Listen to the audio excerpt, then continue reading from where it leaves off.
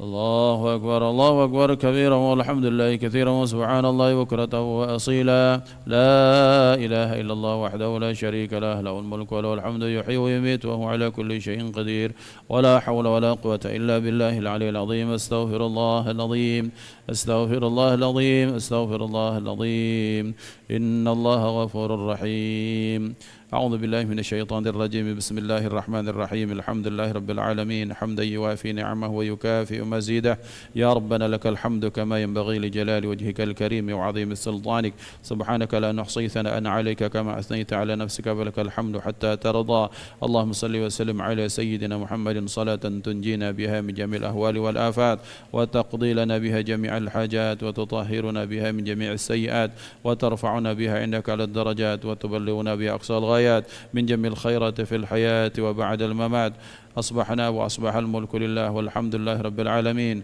اللهم إنا نسألك خير هذا اليوم فتحه ونصره ونوره وبركته وهداه اللهم إنا نسألك خير هذا اليوم وخير ما فيه وخير ما قبله وخير ما بعده ونعوذ بك من شر هذا اليوم وشر ما فيه وشر ما قبله وشر ما بعده اللهم رب السماوات السبع وما أضللنا ورب الأراضين وما قللنا ورب الشياطين وما أضللنا ورب الرياح وما ضرينا فإنا نسألك خير هذه القرية وخير أهلها وخير ما فيها ونعوذ بك من شرها وشر أهلها وشر ما فيها ربنا اغفر لنا ذنوبنا ولوالدينا وارحمهم كما ربونا صغارا ربنا اغفر لنا ذنوبنا ولوالدينا وارحمهم كما ربونا صغارا ربنا اغفر لنا ذنوبنا ولوالدينا وارحمهم كما ربونا صغارا ولجميع المسلمين والمسلمات والمؤمنين والمؤمنات الأحياء منهم والأموات اللهم أعنا على ذكرك وشكرك وحسن عبادتك اللهم إنا نسألك رضاك والجنة ونعوذ بك من سخطك والنار اللهم إنا نسألك الهدى والتقى والعفاف والغنى اللهم بارك لنا في أولادنا وبناتنا ولا تضرهم ووفقنا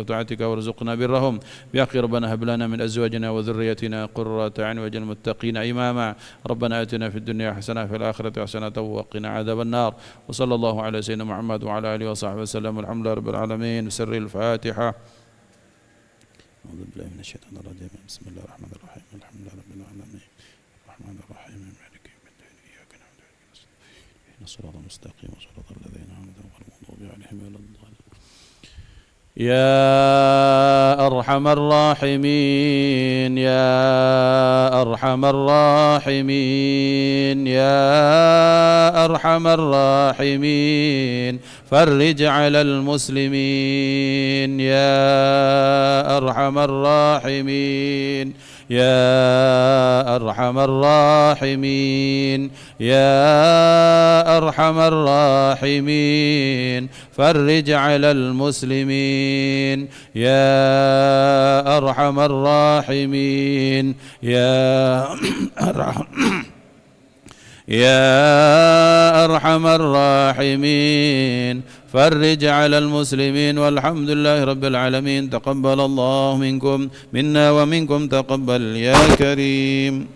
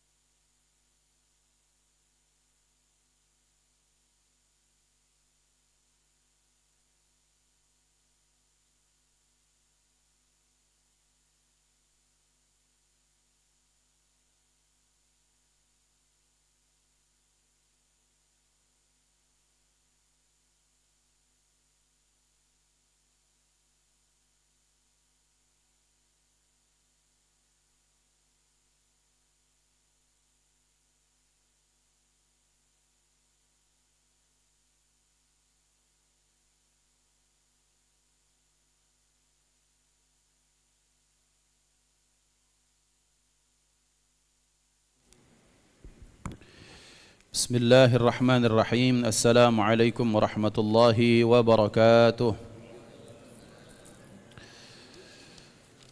إن الحمد لله نحمده ونستعينه ونستهديه ونستغفره ونعوذ به من شرور أنفسنا وسيئات أعمالنا. من يهده الله فلا مضل له ومن يضلل فلا هادي له. أشهد أن لا إله إلا الله وحده لا شريك له وأشهد أن سيدنا ونبينا محمدا عبده ورسوله من لا نبي بعده. اللهم صل وسلم على سيدنا محمد نورك الساري ومددك الجاري واجمعنا به في كل أطوار وعلى آله وصحبه نور.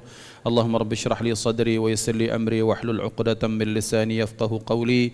سبحانك لا علم لنا إلا ما علمتنا إنك أنت العليم الحكيم. اللهم ارزقنا فهم النبيين وحفظ المرسلين وإلهام الملائكة المقربين. اللهم أغننا بالعلم وزينا بالحلم وأكرمنا بالتقوى وجملنا بالعافية. لا حول ولا قوة إلا بالله العلي العظيم. والحمد لله رب العالمين. نوينا التعلم والتعليم والتذكر والتذكير والنفع والانتفاع والإفادة والاستفادة والحث على التمسك بكتاب الله تعالى وسنة رسوله والدعاء إلى الهدى والدلالة على الخير ابتغاء وجه الله ومرضاته وقربه وثوابه سبحانه وتعالى. الفاتحة. أعوذ بالله من الشيطان الرجيم. بسم الله الرحمن الرحيم. الحمد لله رب العالمين الرحمن الرحيم مالك يوم الدين. إياك نعبد وإياك نستعين. اهدنا الصراط المستقيم صراط الذين أنعمت عليهم غير المغضوب عليهم ولا الضالين. آمين. Hadratal muhtaramin, para guru, para kiai, para imam, para ustaz, para jamaah yang dimuliakan Allah Subhanahu wa taala, pemirsa Aku Mataku TV yang dimuliakan Allah, ikhwatal iman dimanapun berada. Alhamdulillah, insyaallah kita akan melanjutkan pembahasan kajian 2 pekan yang lalu, yang kita masih membahas tentang betapa sesungguhnya setelah setan memproklamirkan Rabbi anzirni ila yaumi yub'atsun, wahai Tuhanku, panjangkan usiaku sampai hari kiamat. Allah menyatakan qala innaka minal munzarin, engkau dipanjangkan usiamu sampai kiamat. Proklamir iblis adalah bahwa aku akan mencari sebanyak-banyaknya anak Adam, aku akan selewengkan mereka daripada jalan Allah, kemudian sebanyak-banyaknya mereka untuk masuk neraka jahanam. Artinya disinilah rahasia ketika Allah menyatakan innasyaitana lil insani aduwwun mubin. Sesungguhnya setan itu merupakan musuh yang nyata bagi manusia. Nyata dalam artian tujuannya jelas, bukan untuk menguntungkan, bukan untuk menyelamatkan, tapi sebaliknya untuk mencelakakan anak Adam berdasarkan dendam yang dia pendam. Maka ikhwan dimuliakan Allah, untuk itu dia kemudian membentuk divisi-divisi khusus. Dia punya bala tentara yang banyak, dia punya pengawal, dia punya pembantu. Yang pembantu-pembantu itu punya panglima-panglimanya, yang tujuannya satu lagi-lagi adalah untuk menjauhkan anak Adam daripada ridha Allah Subhanahu wa taala. Maka di pengajian yang lalu kita telah bahas bahwa satu dari panglima iblis itu ada namanya Wathin, yaitu amma Wathin fahuwa sahibul musibat. Wathin itu adalah panglima dari iblis yang dia mengutus anak buahnya, menancapkan benderanya di mana-mana, khusus untuk orang-orang yang tertimpa musibah, sehingga ketika mereka tertimpa musibah maka mereka sampai-sampai dibuat tak percaya dengan qada dan qadar Allah Subhanahu wa taala, sampai-sampai kemudian ada yang menyalah-nyalahkan Allah Subhanahu wa taala, tak percaya terhadap keputusan Allah Subhanahu wa taala. Maka ikhwan dimuliakan Allah Subhanahu wa taala, selanjutnya siapa? Maka panglima berikutnya wa amma a'wan fahuwa sahibus sultan. Adapun berikutnya dari panglima atau anak keturunan iblis itu ada yang namanya a'wan, fahuwa sahibus sultan fayuzayyinuhu bil madzalim. A'wan ini adalah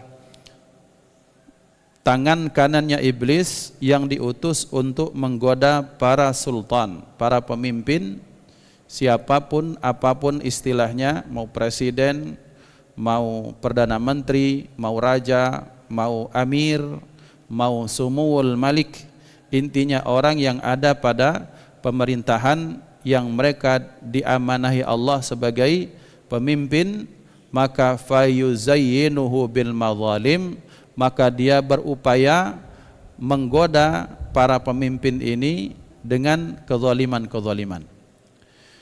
Ikhwah dimuliakan Allah Subhanahu wa taala, Al-Imam Ahmad Ibn Hanbal menyatakan, jikalau engkau punya satu doa yang kamu memang yakin kamu doa tersebut diijabah Allah, maka kata beliau, mintalah pemimpin yang adil. Karena pemimpin yang adil ini ketika doa ini diijabah Allah dan kita mempunyai pemimpin yang adil, maka selesai semua setelah semua masalah selesai. Diriwayatkan bahwa kita sepakat bahwa khulafaur rasyidin itu kan ada 4. Sayyidina Abi Bakar, Sayyidina Umar, Sayyidina Utsman, Sayyidina Ali. Sepakat kita. Tapi kemudian banyak ulama menambahkan khulafaur rasyidin itu ada 5. Yang satunya Khalifah Umar Ibnul Aziz.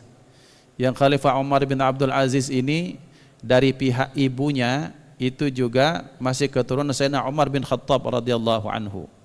Ceritanya kita pernah ceritakan bahwa ada seorang ibu janda tua kemudian punya anak gadis yang dia itu punya pekerjaan menjual susu di Madinah. Mereka tinggal di pinggiran di pojok kota Madinah di tempat terpencil.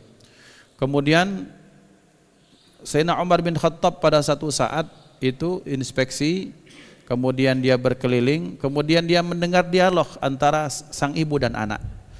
Sang ibu dan anak ini terjadi dialog bagaimana kata sang ibu, anakku, bahwa mengingat kondisi kita ini untungnya sedikit, sudahlah kau campur saja sudah.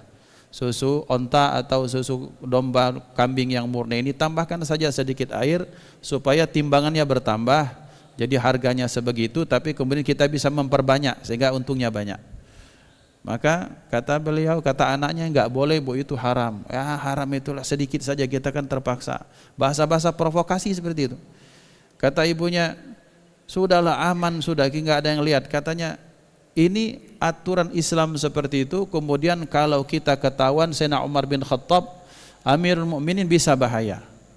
Ini malam gelap di pojok Madinah, tidak ada yang tahu. Khalifah Umar bin Khattab tak akan tahu.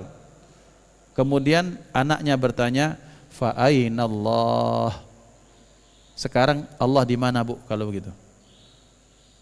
Pertanyaan ini artinya pertanyaan yang mematahkan argumen ibu ini. Kalau kita menganggap bahwa khalifah tak melihat, pemerintah tak melihat, kemudian aturan-aturan tak bisa mengekang kita, tapi Allah senantiasa melihat kita. Sayyidina Umar bin Khattab itu mendengar di luar. Demi mendengar ini langsung balik. Pulang beliau, besok subuh semua anak laki-laki dikumpulkan. Bahasa kita Palembang agak kasar. Woi, kamu jantan-jantan yang kumpul kalau. Yang belum nikah dikumpulkan. Pokoknya di antara kalian harus ada yang menikahi seorang anak yatim, dia anak seorang janda tua di pojok Madinah yang dia menjadi penjual susu. Tidak ada mau, semua dipaksa. Kalau kamu tak mau berarti terpaksa bapak yang menikahinya. Nah, pilih mana? Kira-kira itu pilihannya. Lemak pilihannya Pak Haji. Ya, cek tadi ya. Jadi enak. Jadi kalau kalian tak ada yang mau menikahinya, saya yang akan menikahi, kata Umar bin Khattab. Menikah itu bukan apa-apa demi melihat potensi kebaikan umat di sini. Nah ini Pak, bahwa orang-orang terdahulu itu bukan aspeknya itu yang dilihat bukan karena dia perawan atau dia cantik, tapi melihat kejujuran potensi kebaikan. Kalau dinikahi maka akan banyak orang-orang baik yang muncul dari rahim orang yang baik. Akhirnya ada salah satu yang dinikahkan kalau tak salah yang namanya Ja'far. Menikahlah, kemudian menikah dari keturunan itu muncul menikah dengan bapaknya Khalifah Umar bin Abdul Aziz, maka artinya dari pihak ibunya itu ternyata ada darah keturunan Sayyidina Umar bin Khattab. Ikhwan dimuliakan Allah, karomahnya Khalifah Umar bin Abdul Aziz ini masyhur sekali, terkenal. Di zaman beliau, orang di zaman itu merasa tak perlu takut dengan serigala dan binatang buas. Karena kalau di zaman kita dan di zaman-zaman yang lain, binatang buas itu akan menerkam hewan yang dipelihara. Misalnya ada anjing atau ada serigala di itu, maka serigala atau anjing itu akan kita halau. Karena kenapa? Karena mereka akan mengganggu hewan-hewan yang menjadi ternaknya. Tapi di zaman Khalifah Umar bin Abdul Aziz, karomah keadilan beliau, serigala itu menuntun jalannya domba-domba. Jadi serigala yang liar-liar itu jalan, mereka nuntun menjadi pemimpin domba. Oh, di sini tempat ada air, berhenti. Kadang makan sesama begitu. Terus sampai satu saat tiba-tiba kemudian akhirnya serigala ini kemudian beberapa tahun setelah berikutnya menerkam domba-domba. Apa kata para penggembala yang jauh dari kota itu? Mereka mengatakan inna lillahi wa inna ilaihi raji'un. Loh, kenapa? Matal khalifah sudah meninggal. Maksudnya ini sudah kelihatan tanda bahwa ketika Khalifah Umar bin Abdul Aziz selama beliau hidup dengan karomah keadilan seorang pemimpin, maka binatang buas itu menjadi jinak. Dan sekarang binatang buas kembali kepada habitat aslinya, melihat kelihatan lagi, akhirnya kembali kepada kondisinya seperti biasa, berarti khalifah sudah meninggal. Betul, setelah itu datang kabar bahwa ternyata Khalifah Umar bin Abdul Aziz telah meninggal. Ya ikhwan dimuliakan Allah. Jadi ternyata dampak dari satu pemimpin yang saleh, yang takut kepada Allah, yang sayang kepada rakyat, maka semuanya mendapatkan kebaikan. Maka berarti disinilah Sayyidina Imam Ahmad bin Hanbal menyatakan, kalau kamu punya jatah doa yang diijabah, tak usahlah minta harta yang banyak, tak usahlah minta istri baru, tak usahlah minta apapun, minta satu saja, pemimpin yang adil, pemimpin yang takut kepada Allah, sayang kepada rakyat, maka insya Allah itu satu bangsa berkah semuanya. Kalau sudah berkah, agamanya jalan, demokrasinya jalan, hak kewajiban bisa dijalankan.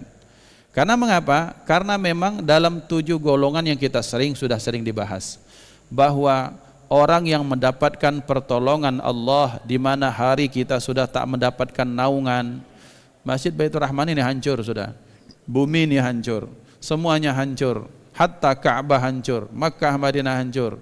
Maka yang ada adalah Allah menggantikan dengan yang baru, dan yang baru itu kemudian matahari amat sangat dekat dengan kepala kita.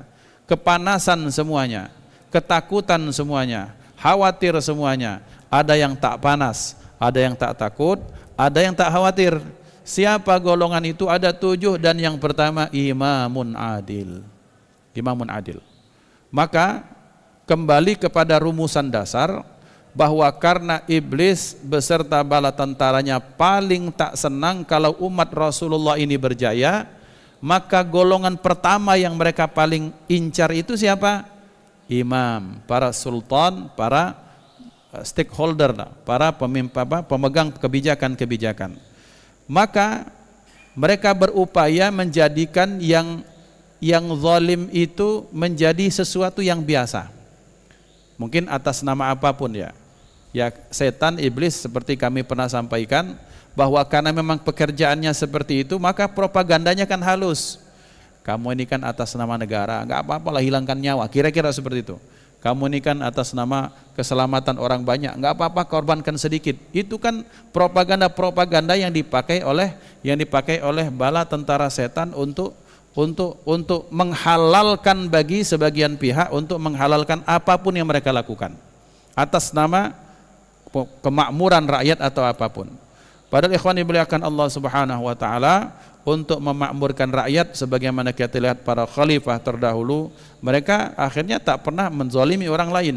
Ini yang terjadi, bahkan pernah dalam satu saat kita lihat bagaimana Sayyidina Amr bin As menjadi gubernur di Mesir, langsung ditegur oleh siapa?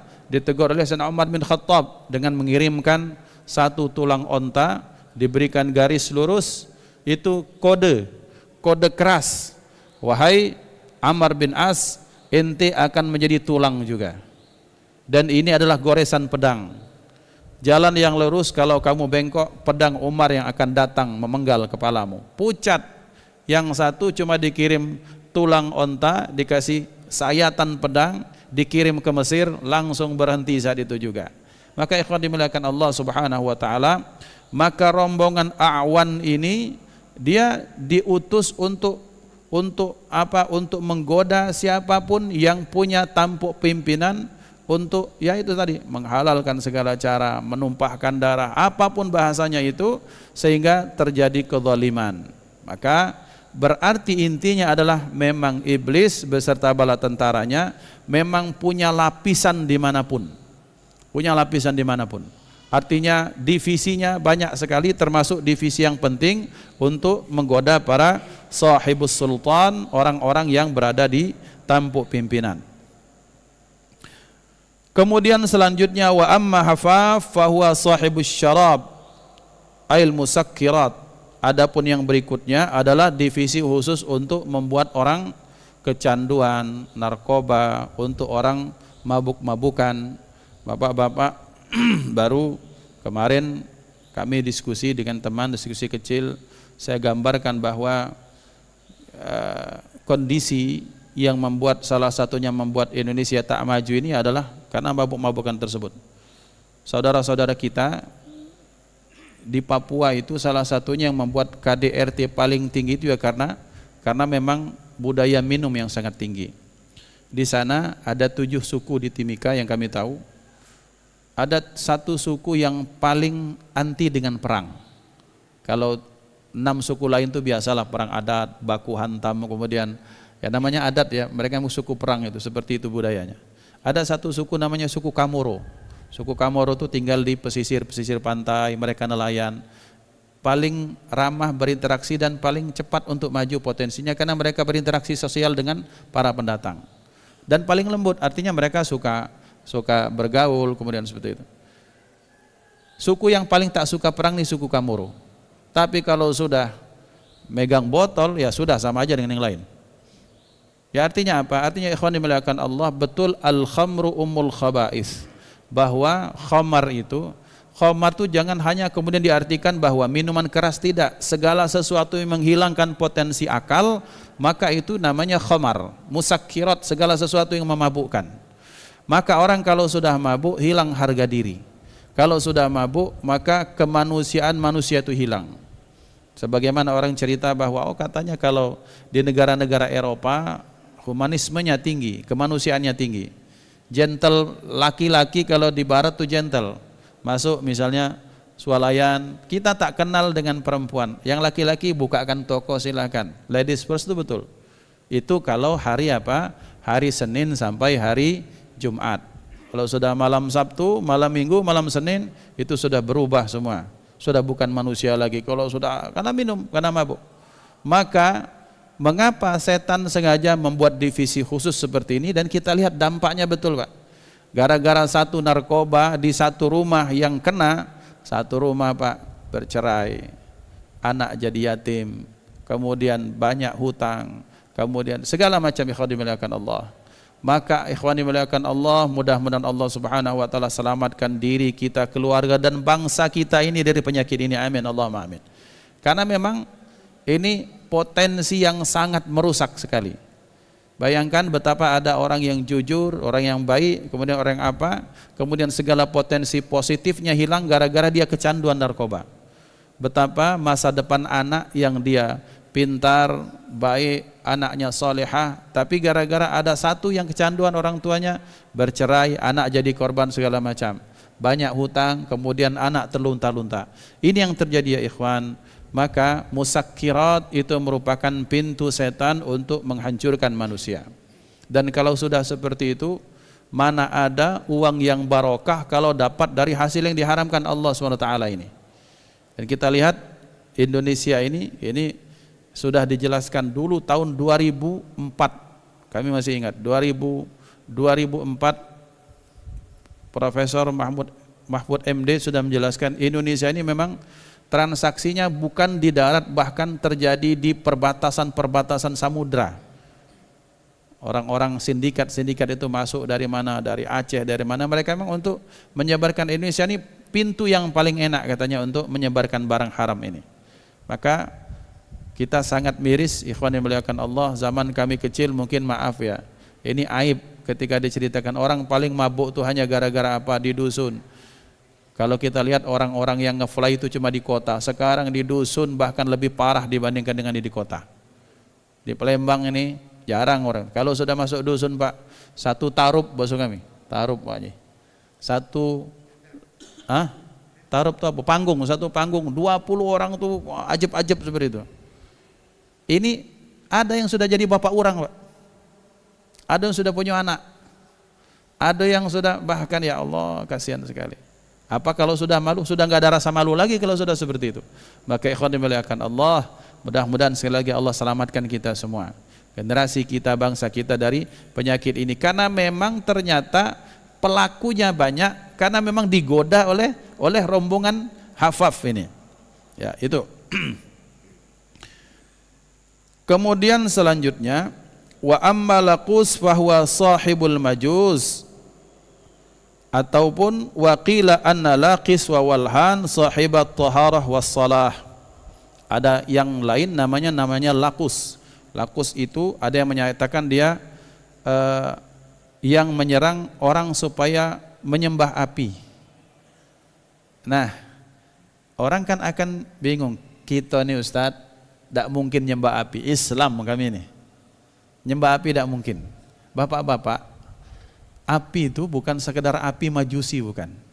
Ada seseorang ulama dari Jawa Timur yang menafsirkan bahwa api di sini itu maksudnya energi. Dan di mana di dunia ini yang tidak ada energi? Dan energi yang paling cepat kita kena di mana? Barang ini. Ada unsur apinya di sini, ada unsur listriknya, ada unsur panasnya, unsur apa? Maka ikhwan dimuliakan Allah, maka berarti ketika rombongan Laqus ini ketika dia masuk, bahkan ketika kita sedang mainkan HP, maka masuk rombongan mereka untuk tajzin, untuk apa? Untuk mengipas-ngipasi kita, dianggap penting, dianggap apa? Dianggap dijadikan betah, kemudian apa bro? Ternyata Laqus tuh pekerjaan seperti itu. Jadi potensi-potensi energi yang ada, yang kemudian ketika dia masuk, maka energi di tanah misalnya, energi migas, non migas itu dimasukkan untuk diambil. Dan kita lihat betapa banyak perebutan energi ini melahirkan apa? Melahirkan pertumpahan darah yang sangat banyak. 2003 ketika kami masih di Mesir, ambang-ambang pulang itu, dengan alasan apa kata Amerika, Saddam Hussein itu punya senjata pemusnah massal. Itu yang propaganda yang ditanamkan. Kemudian selanjutnya sehingga mereka invasi ke Irak kan, masuk ke Irak, menyerang Saddam Hussein, kemudian akhirnya ditangkap, Irak diambil. Ujung-ujungnya apa? Ujung-ujungnya mereka menguasai minyak. Itu cuma akal-akalan Amerika dan sekutunya untuk menguasai Irak yang memang masih banyak potensi-potensi minyak. Energi, lihat betapa ternyata energi ini dalam bahasa sederhana, kalau bahasa orang, di mana ada energi, ada timah, ada emas, ada minyak, di situ pasti ada darah. Pasti di situ ada setan. Maksudnya di situ ada perebutan, dan kalau sudah ada perebutan pasti ada di situ ada persaingan yang kotor di situ. Kenapa? Karena memang bala tentara iblis diutuskan untuk apa? Mengipas-ngipasi kedua belah pihak untuk menyatakan kami punya ini, kami punya itu. Jadi ikhwan dimuliakan Allah Subhanahu wa taala, kadang kita melihat betapa di negara Arab, kalau ada ini tak ceritakan saja biar jelas Bapak-bapak, supaya beritanya berimbang. Kalau misalnya di Yaman ada istilah Houthi, Syiah Houthi. Di Syria kemudian ada istilah Syiah Bashar al-Assad. Boleh jadi dia Syiah. Dan saya dengar melihat dia ini Syiah. Tapi ulama-ulamanya dari golongan ahli sunnah wal jamaah, Pak. Tetapi yang ada adalah bahwa isu yang dibawa pasti antara Syiah dengan Sunni. Tidak, Pak, ini murni politik, murni cuan, murni fulus. Cuma satu pihak yang sudah banyak bercokol umatnya dan pendukungnya di Indonesia mengatakan bahwa Bashar al-Assad itu orang Syiah, kemudian di mana di Yaman tuh Syiah. Dari dulu ratusan tahun yang lalu Yaman Houthi itu, Syiah Houthi di Yaman itu sudah hidup, bahkan banyak yang menikah, asimilasi budaya, tidak jadi masalah. Tiba-tiba kemudian Saudi dengan alasan untuk menyelamatkan Yaman dari Syiah, kemudian mereka mengembargo Yaman, dikuasai. hatta sampai kemudian bandaranya dihancurkan oleh rombongan ISIS. Apa hubungan antara Syiah kemudian menghancurkan bandara yang gara-gara itu ekonomi satu negara kemudian menjadi jebol? Tetap Pak, di Arab itu masalah kekuasaan dan uang Pak. Ujung-ujungnya fulus, ujungnya pertumpahan darah karena salah satunya ini yang seperti ini.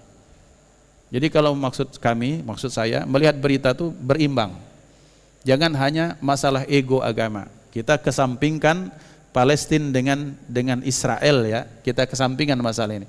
Ini yang maksudnya yang kalau berita terjadi antara Arab dengan Arab itu bukan murni agama. Biasanya ujung-ujungnya politik. Silahkan tanya dari beberapa sumber, jangan dari satu sumber saja. Misalnya nanya dari alumni satu negara ini saja, tapi lihat dari banyak sumber dan ujung-ujungnya tetap. Yang terjadi bagaimana? Yang Irak tetap minyak. Saudi menguasai Yaman tetap minyak. Kemudian mereka berupaya untuk mendiskreditkan Syria, tetap ujung-ujungnya pengaruh geopolitik di negara tersebut. Tetapi yang dijual ke negara-negara luar isu agama. Ini tak bagusnya itu. Ya salah satunya apa? Yaitu tadi permainan pengikut-pengikut setan yang mengatasnamakan ini dan itu. Karena kenapa? Fazayyana lahumus syaitanu a'malahum. Setan itu membuat amalan pekerjaan mereka itu seolah-olah indah, seolah-olah benar, ada justifikasi kebenaran di situ.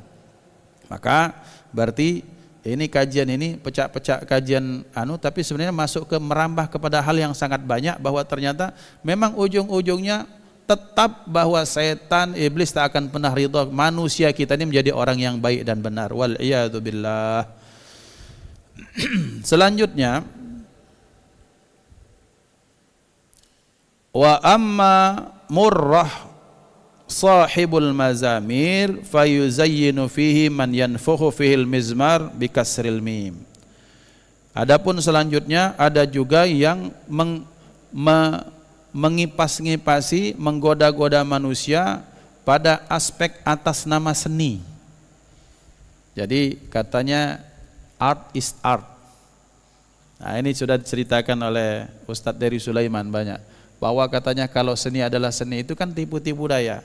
Apalagi kalau sudah orang atas nama fotografer, seniman, pelukis katanya. Enggak apa-apa kita lukis wanita, ini kan keindahan daripada Tuhan kita apa. Ya tipu saja sudah, kalau aurat ya aurat. Art is art, aurat is aurat. Tapi mereka mengatakan bahwa oh enggak, kita ini murni, tidak ada nafsu di situ. Tipu Pak. Kalau memang dia murni, kita berikan balikkan kepadanya. Mau enggak senimu itu dilakukan oleh ibumu atau anak perempuanmu? Pasti enggak mau.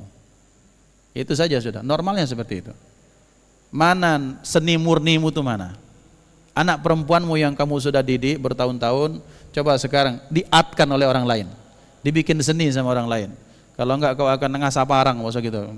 Ya artinya di situ inti tak adil untuk istri orang lain, anak orang lain, ibu orang lain, saudari orang lain. Kamu mengatakan itu seni murni, sementara untuk anakmu, oh enggak, jangan, ini anak saya. Nah, di situ ada nilai yang tak betul di situ. Maka memang dibikin indah, bahwa misalnya dibikin tato di sekujur tubuh yang seperti itu, dibikin pergaulan bebas, dibikin seni murni, dibikin nggak apa-apa konser segala macam atas nama segala macam. Maka ikhwan dimuliakan Allah Subhanahu wa taala, memang ada divisinya memang. Maka kalau sudah di tempat-tempat seperti itu, maka waktu 1 jam itu terasa 5 menit. Karena kenapa? Karena memang banyak sekali. Tetapi divisi yang lain, ada divisi pengajian. Ngapa 5 menit terasa setengah jam? Alah kalau mau pengajian Ustaz ini, oh tidak, sudah. Ada juga itu. Divisi angin segar dibikin bergoyang-goyang, banyak ya. Jadi dalam setiap lini kehidupan masyarakat, maka kembali saya mengulangi betapa jeniusnya Sunan Bonang. Jenius. Hebat. Kenapa? Karena beliau memadukan seni itu kan seperti wayang kulit dipadukan itu seni itu, karena di dalam wayang, tokoh pewayangan Pak, luar biasanya adalah di wayang itu, karena kita bukan orang Jawa, di wayang itu sudah karakter semua manusia itu ada Pak. Karakter pedagang, ada pemimpin, ada orang yang begini, orangnya baik, tapi emosian, ada orang emosian tapi apa terus, maka setan itu akan masuk dari pintu manapun yang kira-kira pintu tersebut bisa dimasuki. Ada orang ahli ibadah, ada ahli ibadah, Masya Allah, sodakonya bagus, tapi kalau dikipas sedikit melayang badannya. Ngapo? Hobi dipuji. Ala kepakam Pak Haji ini besar tinggi segala macam, membumbung di angkasa. Iyalah pula. Nah iyalah pula itu kan artinya dia sudah lupa kebaikan itu daripada Allah Subhanahu wa taala. Jadi ikhwan dimuliakan Allah, jadi sengaja Sunan Bonang itu membentuk miniatur karakter manusia supaya kita tahu aku ini di mana kira-kira karakterku ini. Karena kenapa? Jauh sebelum Sunan Bonang membentuk miniatur karakter manusia, iblis sudah duluan. Karena manusia itu kan, apa kata iblis? Aku akan datangi mereka dari depan, dari belakang, dari kanan, dari kiri, wala tajidu aktsarahum syakirin. Artinya segala potensi manusia itu akan aku datangi ya Allah, kecuali yang mereka ingat kepadamu yang maha tinggi dan sadar bahwa dia maha rendah. Itu yang tak baca, yang tak bisa saya ambil. Selebihnya dari istri, dari anak, dari pekerjaan, dari apapun itu akan didatangi oleh rombongan iblis bala tentaranya untuk apa? Untuk menyesatkan manusia. Maka ikhwan dimuliakan Allah, memang tetap satu kata kita ini harus memang waspada betul-betul. Memang musuh kita ini pakam, Pak, tidak pernah tidur. Kita be istirahat, mereka tidak tidur, mereka tidak istirahat, mereka terorganisir, rapi, masif, kerjanya luar biasa. Tujuannya satu, menambah sebanyak-banyaknya anak Nabi Adam, Bani Adam untuk memasuki nerakanya Allah wal-iyadzu billah.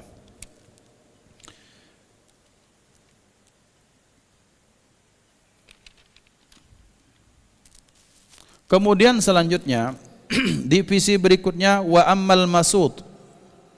Masud ini khusus untuk apa? Khusus sahibul akhbar al-kadzibah, yang dia ini gunanya untuk membaguskan, menyebarkan berita-berita yang bohong. Jadi kalau ada berita hoax itu, pantas berita hoax ini rasanya cak lemak nih gitu nyebarnya. Karena kenapa? Karena memang dikipas-kipas ya Pak. Seperti ini Pak, ya. Ada jenis setan yang memang menggoda kita untuk terjadinya perzinahan wal-iyadzubillah. Barang ini Pak apa? Barang buruk. Barang buruk, barang jahat, ya barang itulah. Tapi kalau sudah masuk di tempat itu, ditambah remang-remang, dikipas-kipasi setan itu terjadi. Ada satu buku menyatakan bahwa mengapa terjadinya perzinahan, karena kedua belah pihak itu dikipasi dan dihiasi oleh bala tentara iblis itu untuk yang ini alakan gagahnya, yang jantan ini, sementara yang betul ini alakan cantiknya, padahal mah itu baik barang itu. Artinya mukanya biasa, kemudian bajunya biasa, tapi ditambahkan syahwatnya semakin digelorakan sehingga terjadilah wal-iyadzubillah perzinahan. Kembali terjadi pelanggaran terhadap kehormatan Islam. Maka ikhwan dimuliakan Allah, pun seperti itu terjadi ketika orang menyebarkan berita. Berita apapun kalau sudah gosip ini ratingnya tinggi. Karena memang dibantu, Pak. Bukan dibantu oleh manajemen manusia, dibantu juga oleh manajemen iblis. Dibikin kalau berita seperti kita dibikin penasaran, dibikin seolah-olah menjadi berita penting. Nunggu-nunggu kapan cerai itu, kapan ini, kapan itu, kapan berita ini, terus seperti itu. Sehingga dengan berita yang bohong ini betapa banyak kemudian persaudaraan jadi hancur, hubungan rekat kemudian menjadi renggang. Bahkan kemudian selanjutnya hubungan yang mesra malah menjadi retak hanya gara-gara berita yang al-kadzibah, berita hoax. Maka ikhwan dimuliakan Allah Subhanahu wa taala, divisinya itu pun ada. Kemudian selanjutnya yang berikutnya, wa amma ad-dasim bidal wasin muhmalataini bainahuma alif fahuwa sahibul buyut idza dakhala ar-rajulu al-manzila wa lam yusallim ala ahlihi wa lam yadhkur ismallahi ta'ala aw qa'a fi ma bainahum al-munaza'ah. Ada yang namanya dasim. Dasim ini akan berupaya menjaga menggoda orang-orang yang kalau masuk rumah dia tak mengucapkan salam.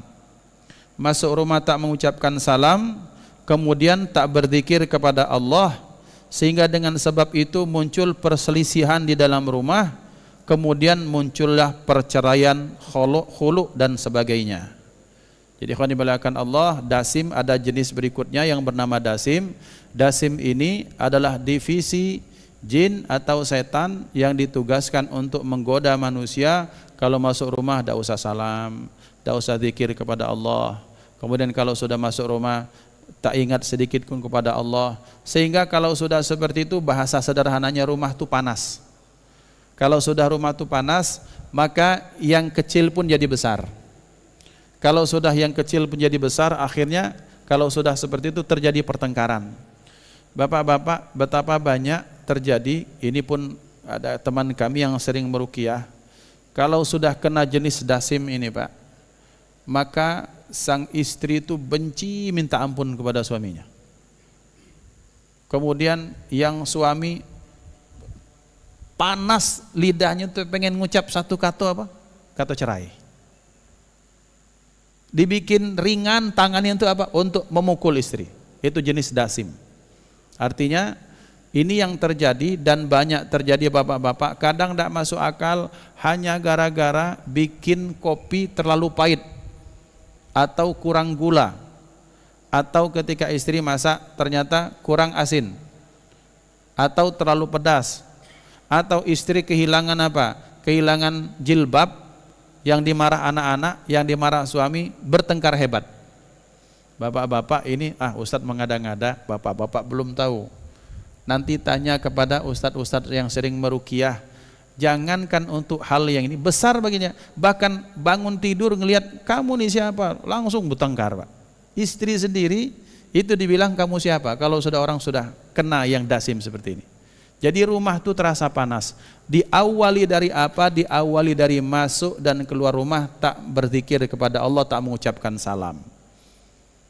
Orang akan menganggap sunnah mengucapkan salam itu remeh-temeh, sekedar assalamualaikum. Padahal ternyata ini Pak, salah satu rahasianya mengapa kita mengucapkan salam, karena ketika kita mengucapkan salam, assalamualaikum warahmatullahi wabarakatuh, ceklek, dikatakan ulama, maka orang mengucapkan salam akan dapat rahmat, barokah, keselamatan. Itu satu, pasti.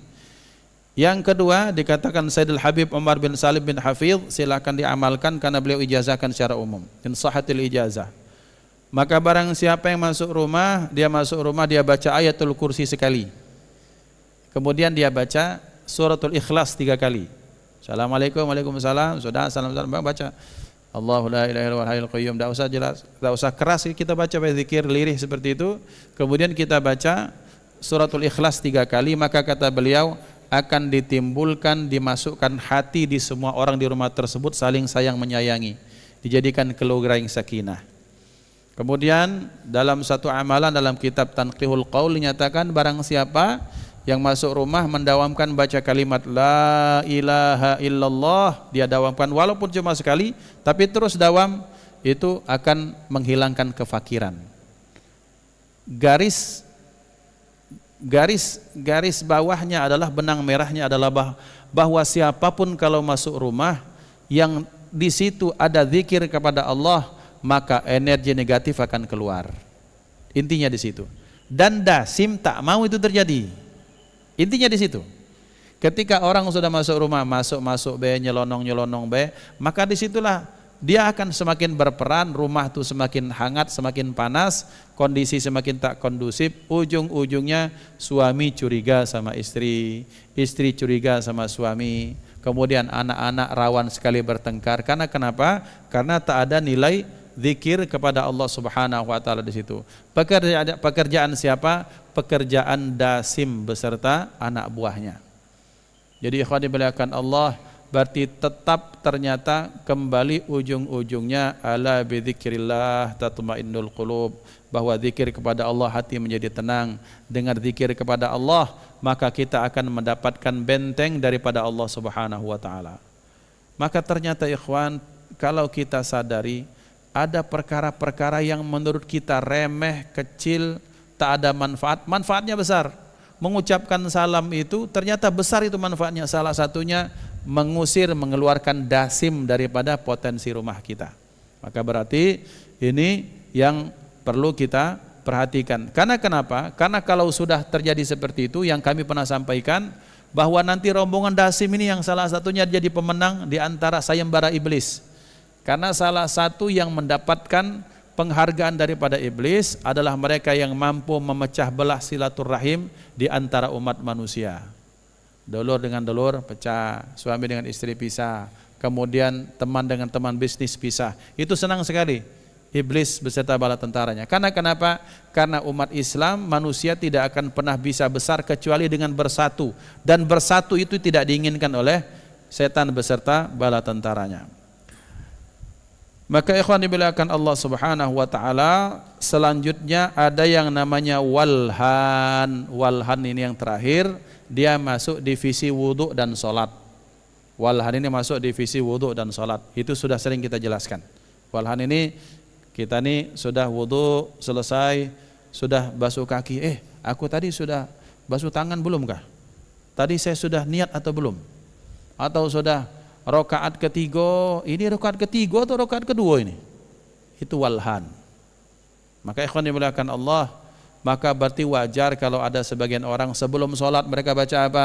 Qul a'udzu birabbin nas, malikin nas, ilahin nas. Ustaz dak katik contoh dari Nabi. Nabi hatinya hidup, Nabi hatinya ta'alluq kepada Allah. Muhammad Iqbal jangankan sholat, sebelum sholat masih mikir habis ini makan apa kira-kira, nak semayang. Itu Muhammad Iqbal kira-kira. Maka kalau kita baca Rabbi a'udzubika min hamazatis syayatin wa a'udzubika rabbi ayyahdurun, ya Allah aku berlindung kepadamu daripada setan, jangan sampai dia hadir. Karena saat ini kita sedang menghadap Allah Subhanahu wa taala untuk salat supaya khusyuk. Jadi doa seperti ini ikhwan, bukan berarti Nabi tak membaca, tak boleh, itu bukan seperti itu. Lihat kondisi kita masing-masing. Dalam bahasa sederhana, kalau bapak-bapak hatinya semantap hati Nabi, tidak usahlah pakai doa perlindungan. Allahu Akbar langsung.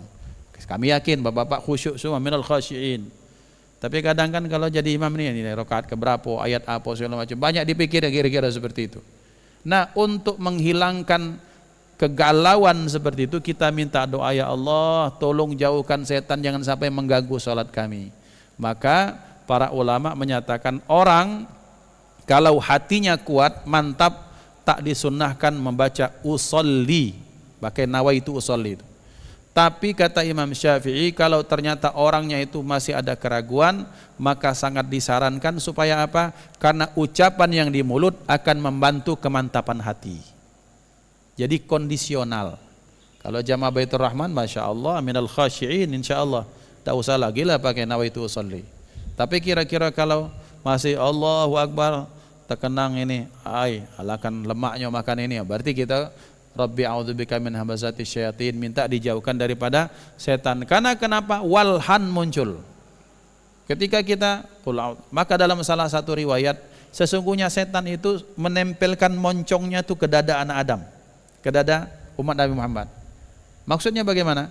Moncong itu maksudnya dia tuh siap-siap berbisik terus. Kalau kita berzikir kepada Allah, dia menjauh. Terus ketika kita tak zikir, datang lagi menempelkan moncongnya. Maksudnya siap-siap membisiki kita. Posisi datang dan pergi itu namanya khannas. Min syarril waswasil khannas. Apa khannas? Khannas itu salah satu anak buahnya walhan yang sifatnya itu datang dan pergi. Kita zikir kepada Allah, ngilang dia. Terus habis itu datang lagi, terus berputar seperti itu. Maka berarti tujuannya tetap satu, supaya kita jauh daripada Allah, dan kita senjatanya satu, supaya kita terus zikir, ingat kepada Allah Subhanahu wa taala. Hakadha ikhwatal iman, kita cukupkan pembahasan di sini. Dipersilahkan kalau ada yang ingin bertanya, kita buka ruang pertanyaan sampai kita menunggu syuruk. Hadanallahu wa iyyakum ajma'in. Faddalu. Baik, nanya Pak Ustaz. Assalamualaikum warahmatullahi wabarakatuh. Waalaikumsalam. Memang artinya setan itu banyak sekali tentaranya, organisasinya komplit. Dan rasanya tidak imbang kita melawan setan itu, karena dia canggih dan tidak kelihatan, Pak. Maka dikatakan katanya kita tidak bisa melawan setan itu kecuali dengan pertolongan Allah. Nah, pertanyaannya, pertolongan Allah itu apakah begitu kita minta gitu, atau pertolongan Allah itu datang karena amal baik kita? Karena saya pernah baca riwayat ketika si pencuri dihadang setan baca ayat kursi, kata setan, aku lebih pintar katanya dari kau baca ayat kursi, katanya. Ya tidak mempan. Ya, itu yang pertama. Yang kedua, dalam surat Shad ayat 82, 83, Al-Hijr 39, 40 itu kan setan itu bersumpah kan, demi kekuasaan engkau, aku akan menyesatkan manusia semuanya, kata setan, kecuali hamba-hambamu yang mukhlis. Nah, hamba-hamba yang mukhlis ini seperti apa Pak Ustadz? Mohon penjelasan ya. Itu yang kedua. Yang ketiga, tadi minal jinnati wan nas, kan berlindung dari jin dan manusia. Apakah setan itu membuat tentaranya dalam bentuk jin dan manusia, Pak Ustadz, begitu? Karena susah. Kita itu biasanya menghadapi jin atau setan yang dalam bentuk manusia itu. Terima kasih. Assalamualaikum warahmatullahi wabarakatuh. Waalaikumsalam warahmatullahi wabarakatuh. Berarti tutup pertanyaan untuk yang lain, habis. Langsung 3. Paket combo. Baik. Pertolongan jenis apa? Maka 1 dan 3 kita gabungkan. Illa ibadaka minhumul mukhlasin, bukan mukhlisin. Jadi ada mukhlis, ada mukhlas. Apa bedanya? Mukhlis itu adalah orang yang, ini saya begini kan, ilustrasikan. Ada orang, Pak, istri saya punya teman. Nah, temannya ini jenis manusia yang tak bisa marah. Sampai ngomong, yuk ajari aku marah. Mak mana cara marah? Ngapa dak baca marah? Sementara kita Palembang ini rata-rata itulah bawaan lahir, senggol bacok. Nah, ternyata ada orang yang memang dari lahir itu, Pak, dia hatinya bersih, itu mukhlas namanya. Dia dibikin ikhlas sama Allah Subhanahu wa taala. Jadi istilahnya mauhibah, pemberian daripada Allah. Jadi istilahnya hatinya tuh hati seputih salju. Memang betul-betul ada orang yang, kalau kita jenguk, ada orang yang potensi lurus 10 betul, tak ada sedikit pun potensi untuk korupsi, karena memang dari lahir potongannya seperti itu mukhlas namanya. Ada mukhlis, itu orang yang seperti kita berupaya secara ikhtiari, kita melatih keikhlasan kita dengan kita belajar apa itu definisi niat, apa itu definisi ikhlas, kita berupaya kemudian kita mengamalkan, kita riyadhah, maka itu namanya orang-orang yang mukhlis, menanjak. Sementara mukhlas itu dibikin sama seperti itu. Illa ibadaka minhumul mukhlasin, kecuali hamba-hambamu yang kita garis bawahi, jangan mukhlisnya dulu atau mukhlasnya, tapi kita garis bawahi hambanya dulu. Karena kuncinya di situ. Bahwa orang kalau sudah sadar dengan hakikatnya ana al-abdu, saya adalah hamba dan Allah adalah yang disembah, Allah adalah raja, maka disitulah kita sudah sadar dan kita sudah mulai dapat pertolongan. Karena kenapa? Konsep hamba itu kan rendah hina, sementara yang disembah itu tinggi dan maha mulia. Maka tadi 2 arah yang tak diambil itu oleh Iblis, menyatakan tsumma la'atiyannahum, aku akan datang min baini aidihim wa an aymanihim wa an syama'ilihim wa la tajidu aktsarahum syakirin, dari depan, belakang, kanan, kiri. Tak disebutkan atas dan bawah. Mengapa atas dan bawah ini arah yang sakral? Kenapa sakral? Sakral kalau kita terus kita sadar tentang arah bawah. Bawah itu artinya kita ini maha hina, maha kurang, maha fakir, maha bodoh. Ingat kekurangan kita. Kita bergantung kepada Allah yang maha tinggi, maka selamatlah kita. Artinya apa? Ada ta'alluq, ada keterkaitan dengan Allah Subhanahu wa taala. Jadi pertolongan itu diambil dengan cara apa? Alaika bikathratis sujud. Banyak-banyak engkau sujud. Sujud nempelkan jidat, betul itu sujud secara syariat. Tapi hakikat sujud itu kan bahwa kita merasa bahwa pantat yang hina ini bahkan jauh lebih mulia daripada otak yang kita agung-agungkan. Artinya esensi sujudnya kita ni tak naru rego jirang meranjat. Kita ini tak ada harganya kalau tak ada Allah Subhanahu wa taala. Dan kalau sudah seperti itu, iblis tak masuk. Karena kenapa? Mau diambil dari mana? Dari ego. Kita ini tak punya apa-apa. Dibilang kamu kaya, saya fakir. Kamu ini sombong, saya ini hina. Kamu pintar, saya bodoh. Terus seperti itu. Jadi ketika seorang hamba merasakan esensi kehambaannya, maka dia akan selamat daripada godaan iblis. Ustaz, bagaimana mereka terorganisir seolah-olah alangkah susahnya? Tidak. Allah sengaja mendetailkan itu kepada kita semua. Justru Allah sudah memberikan rahasia-rahasia iblis kepada kita. Didetailkan seperti itu. Oh, ternyata iblis masuknya dari sini, dari istri, berarti kita mendidik istri dengan baik. Dari anak, anak didik dengan baik. Intinya adalah pertama dengan satu, kehambaan kita. Yang kedua, memang segala sesuatunya butuh ilmunya. Bahwa kalau kita sudah tahu ilmu tentang diri kita, kefanaan kita, tentang keabadian Allah, kemahakuasaan Allah, maka kita akan sadar bahwa setan dan iblis itu tidak akan bisa mengganggu kita, insya Allah. Berikutnya, Ustaz, apakah setan atau jin itu punya bala tentara dari golongan manusia dan jin? Betul. Dari golongan manusia pun ada. Walaupun kalau dibahasakan terlalu ekstrim, misalnya ada orang bikin perjanjian sama iblis, betul-betul ada, Pak.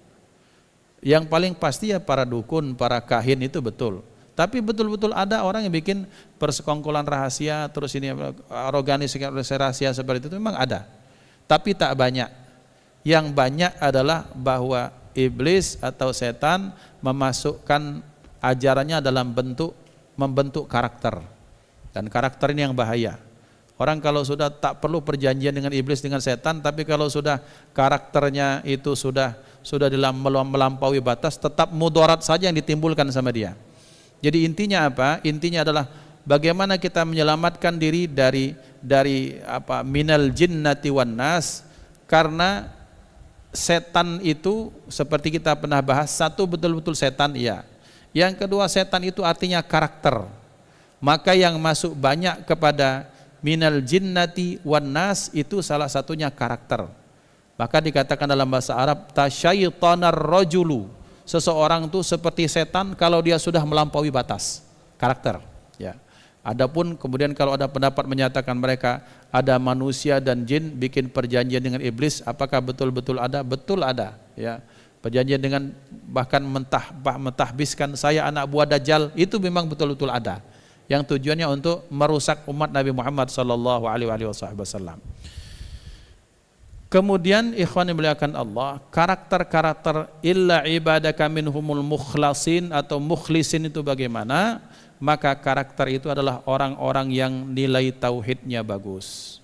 Maksudnya adalah orang-orang yang terus menyadari hakikat pengajaran Nabi Ibrahim, inna salati wa nusuki wa mahyaya wa mamati lillahi rabbil alamin. Balik-balik ke ilmu tentang niat. Balik-balik ke nawaitu, Pak, bahasa kita. Jadi ilmu nawaitu ini sebagaimana diceritakan sahabat, kami diajari Rasulullah tentang niat sebagaimana kami diajari suratul Fatihah. Maksudnya Rasulullah mengingatkan hati-hati dengan niat, hati-hati dengan niat.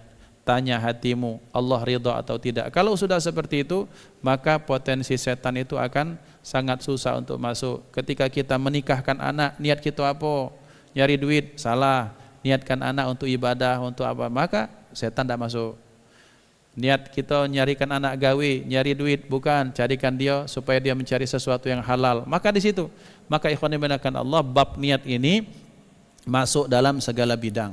Maka oleh karena itu, kembali lagi kata-kata ibadah, kemudian ikhlas. Itu dua kata kunci yang insya Allah akan kita bahas pas makan KGB.